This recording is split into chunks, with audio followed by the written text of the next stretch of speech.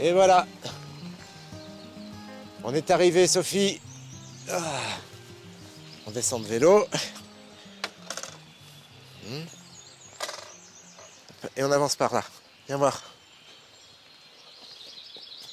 Hop.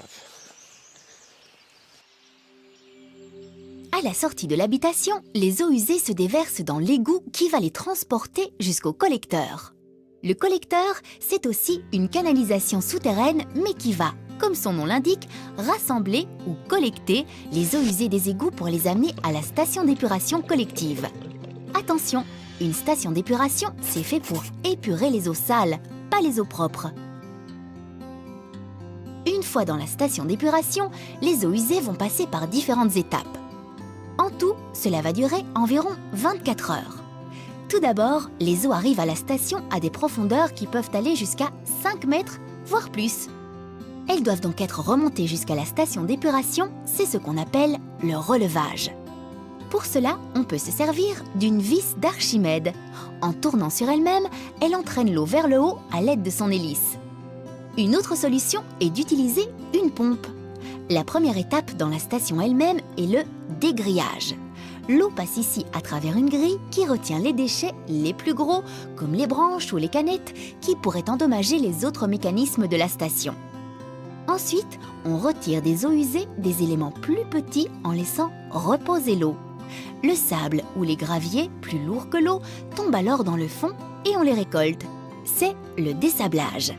Dans le même temps, les graisses et les huiles, plus légères que l'eau, flottent. Une fois à la surface, il n'y a plus qu'à les racler doucement pour les récupérer. C'est le déhuilage. Le dégrillage, le dessablage et le déhuilage, on appelle ça le pré-traitement.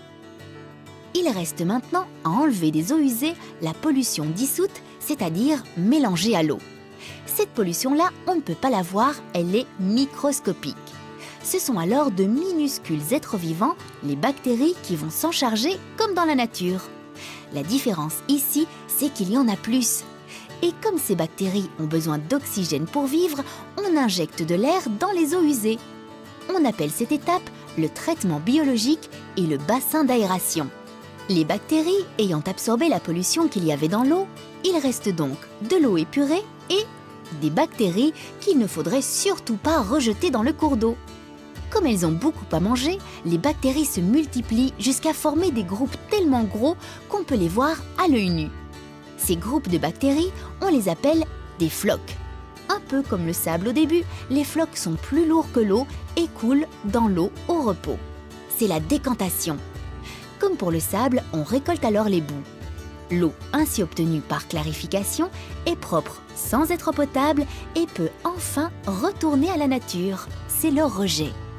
Et tout ça sans abîmer la nature grâce à des équipes qui surveillent que tout se passe bien 24 heures sur 24.